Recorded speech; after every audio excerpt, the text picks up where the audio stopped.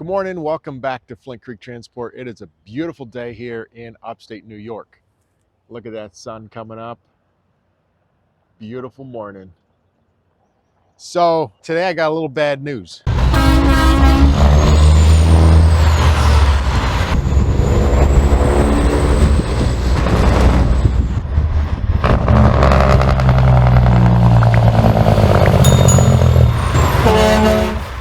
Every time I get this phone call, it kind of goes through you. One of my drivers called, "Hey, I was in an accident," and it's like, what happened? Who was hurt? Everyone okay? And you just kind of go through it. And with a big semi truck, you don't know. Like, they can do so much damage, and that's what's so scary, and that's why that phone call is so maybe like paralyzing or just like heart stopping, because you can do so much damage with a semi truck. With a pickup, like with my pickup, I can only do so much. The thing only weighs 5,000 pounds or whatever it is, and it's limited. It's only going to do so much damage. Once you find out that everybody's okay, and you kind of get the realization of, hey, you know what, we're gonna get through this. It's not quite as bad as, right away your mind goes to crazy stuff. Well, it's not that bad. So looks like some of the trucks are leaving. Oh, truck 116 is headed out.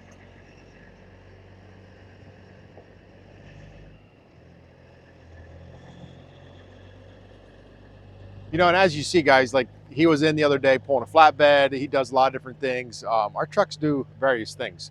One day they're pulling a reefer. The next day it's a flatbed. We do lots of different things.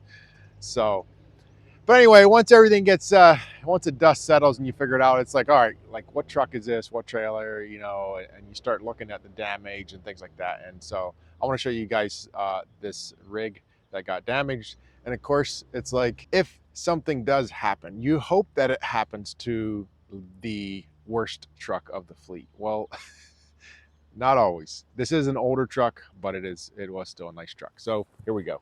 This is truck 129. We actually went out and towed the truck back. So if you remember this truck, this is truck 143.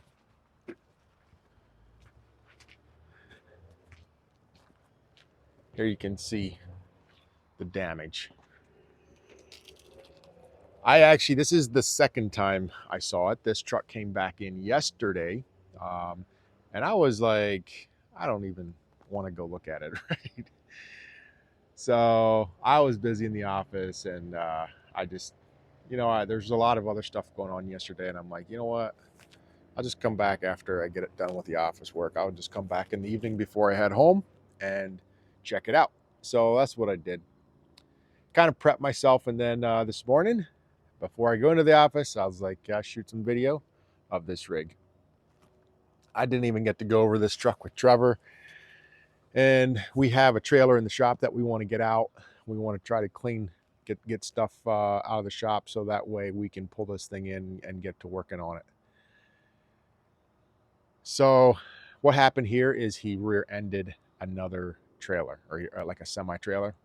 It was in a construction zone, and went the lanes narrowed down, and there were some four-wheelers trying to get around the trucks, and kind of last minute, the driver in front of him realized, like, these cars have no space to go.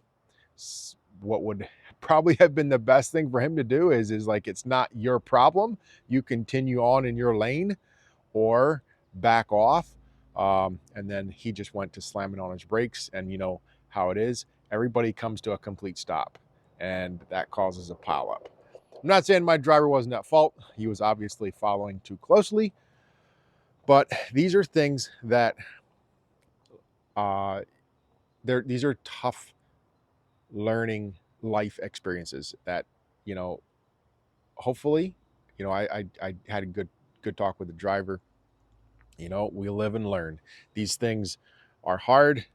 It definitely scares you. It wakes you up a little bit. And the most important thing is that when we learn something from this, and he can learn something from this and be like, hey, you know what? I'm going to maintain, I'm going to do my best to maintain a safer distance. You know, we have our trucks are get DOT'd quite a bit. We run them through the shop every 5,000 miles. The trailer he was pulling had disc brakes, so you know they stop quick. We run heavy brakes and mountain brakes on these trucks, so they can stop quick.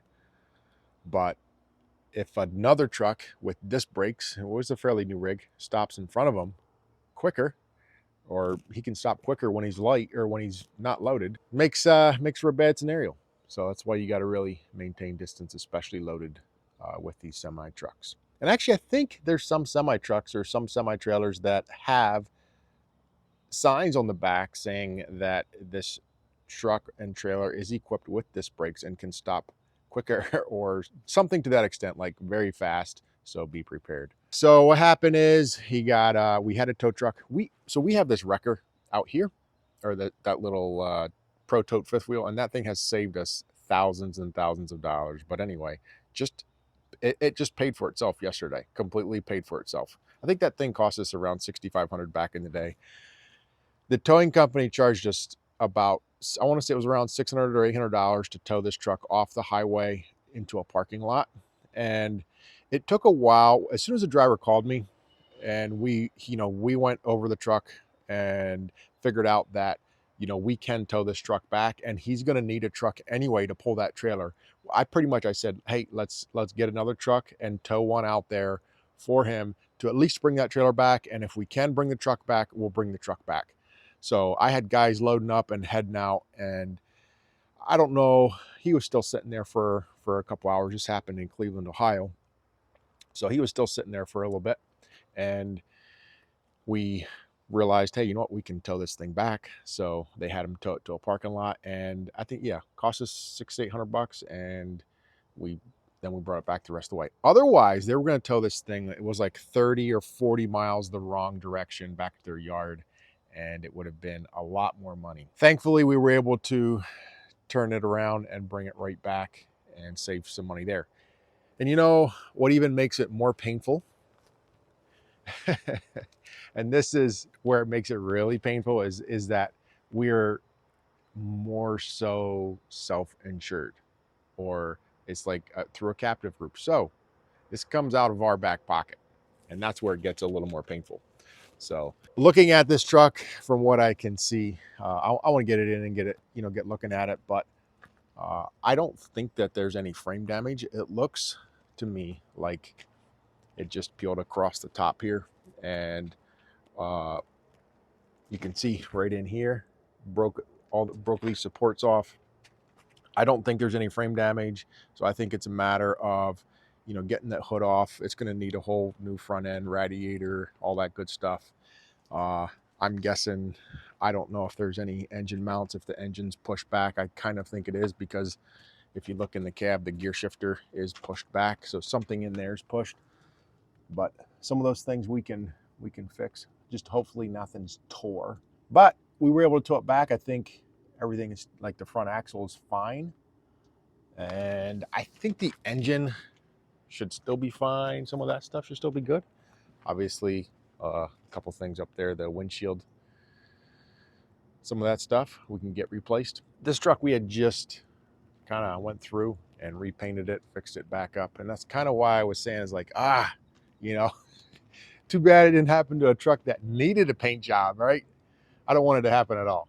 But this is hard for everybody. This is hard on my bride. I want to have safe drivers. I want to have guys going down the road being safe. This is hard on our driver. It's hard on everyone, and we're family here. And I try to work with the drivers. And when things like this happen, that's where you got to sit down and you got to, analyze it and look and be willing to learn from it. Sometimes some of these things happen, and some of the worst thing you can do, I feel anyway, is fire the driver, because he just learned a ton of experience. He's probably never going to do this again, because he realized that it's hard. It's tough to swallow. This goes on your record. These things you gotta work through mentally. You know, it's scary to even just drive again sometimes. I'll tell you a little story.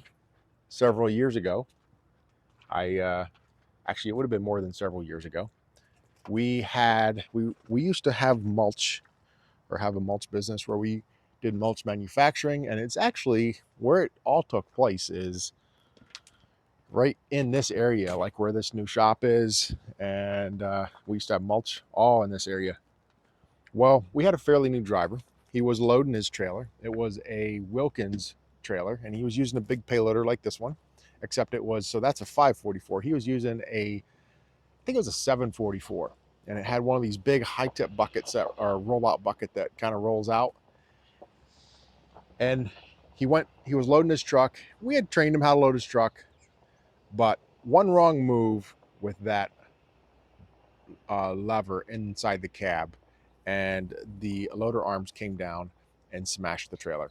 And those Wilkins trailers, a lot of them are FRP sides, and it broke the FRP, broke the top rail, and we had to put a whole new sidewall on it. And this happened in our busiest time of the year. It happened right in May, and we were without a trailer, and it was really tough to go find a trailer to rent.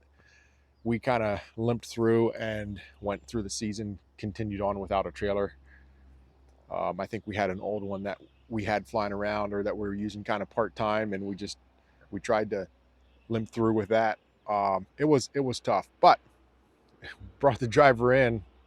You know, he learned from his mistake. I could have left him go, but he learned from his mistake. He went on to drive for us for I don't know, it was quite a few more years, and never hit his trailer again. We still left him load himself, but he never hit his trailer again, and he did a great job for us. So those are just little things sometimes. Is you know, instead of just getting upset and walking the guy off, is, you know, work through it.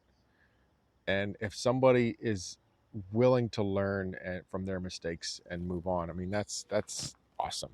That's what I'd rather have, is somebody that's willing to learn, somebody that's humble and can say, hey, you know what, I messed up. I'm willing to learn, and I want another shot, and we're gonna keep moving forward. All right, guys, this is it. So nothing crazy as far as damage, but we're gonna get this truck in, and we're gonna kind of go through it. I'll show you guys as we go through it, get this hood popped and see what it looks like underneath there. And I get Trevor's take on it. Hopefully is not too bad. And in the meantime, I get to go inside on such a beautiful day and dispatch trucks. It's still fun. It's still a blast. It's a good time. All right, guys, I'm here with Trevor, and we're just checking out this truck, right? So this is the one that was in that accident. We have it hooked up here to 129. Actually, both these trucks are 99s, right? Yep. Same truck, same motor, same wheelbase. Pretty much identical trucks. Or no, I'm sorry. That's a 97. 97, 99. They're close. Both pre-emission. But anyway, this is the one. We got the hood off. Hood is done. Ain't no fixing this one. Now it's just the truck, trying to figure out what all is done, what damage is done. The axle and all that stuff looks good. Nothing was touched on the front hangers. It caught the hinge mounts, but yep. Everything else broke a tab. We can always weld that back on. Put that back on. I think what we're going to do is take it to another truck shop. They're gonna just pull the whole thing right out, and what pushed the engine back is obviously from hitting the trailer. But you say the bell housing broke in the back? Yeah, so it pulled stuff out of the bell housing mounts.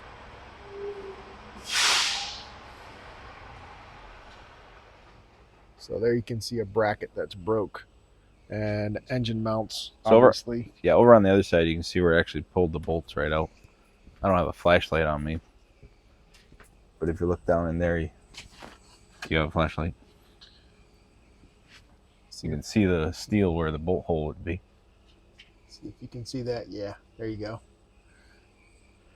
So that pushed everything back to where the slider and the drive line actually collapsed all the way, and it pushed it right against the front rear. So hopefully there's no damage there. But it's a lot of weight moving fast. It is. And the gear shifter is pushed back, obviously. Right against the back of the whole opening. Yep. But it broke the alternator. It never hit the idler in the front. It never hit the harmonic balancer. They're all clear. But it really hit the top there where the AC compressor is. And of course, we just put one of those new conversion kits from the TCCI on. And that thing's probably junk. You know, we'll see. I'm guessing, but we're hoping. What happened as far as up there would be this hood. You can see it got crunched pretty hard, but it ran into the back of a van trailer, which pushed the hood back, pushed these corners back, both sides, and ran them up into the cab. But as far as you could tell, Trevor, the cab, nothing's shifted, nothing's measured off we measured off the truck that's towing it. Yeah. And nothing shifted back, nothing contacted the firewall. It didn't go back that far.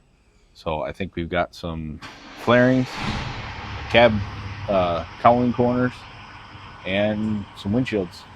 Yep. The visor never got touched. It pulled the mounts out where the mirrors go, but that's not the end of the world. Yeah.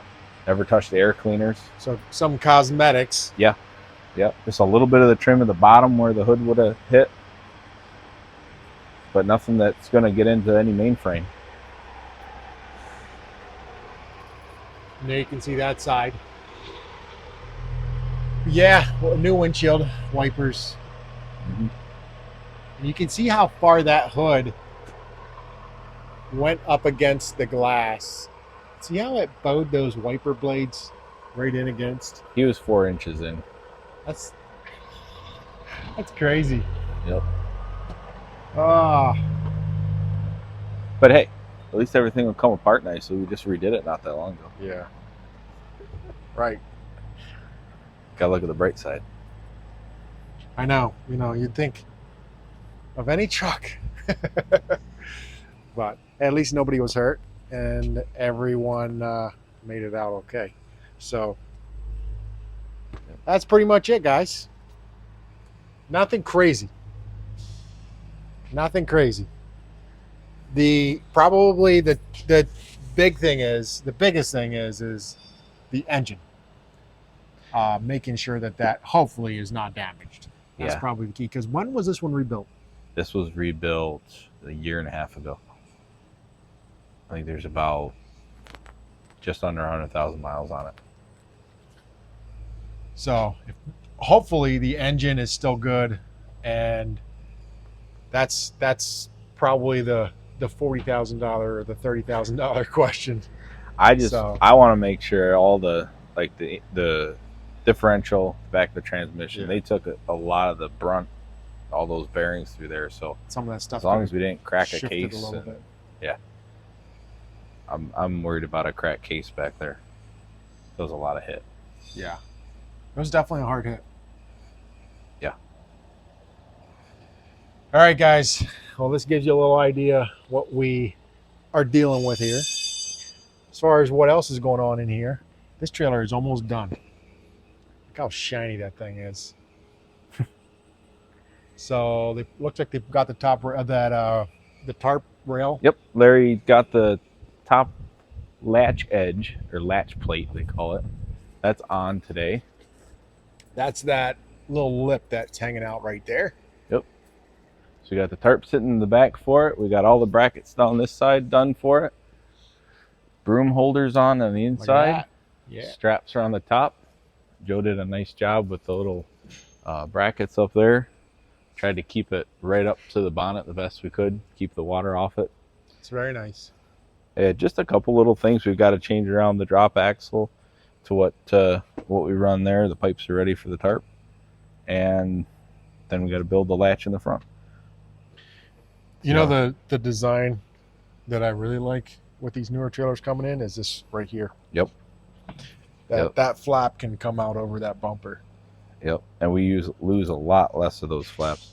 Lost one today again, and they're all Off the little, off the little yeah. short 11-inch ones. So Yeah. this design works for most of the guys except for a couple of our shorter fellas. They need a Yeah. short man step right about halfway up. Right. I think that'll do it for this one. Thank you guys for watching. Did I get you on there? You got to do the peace out. Oh, there you go. Peace out.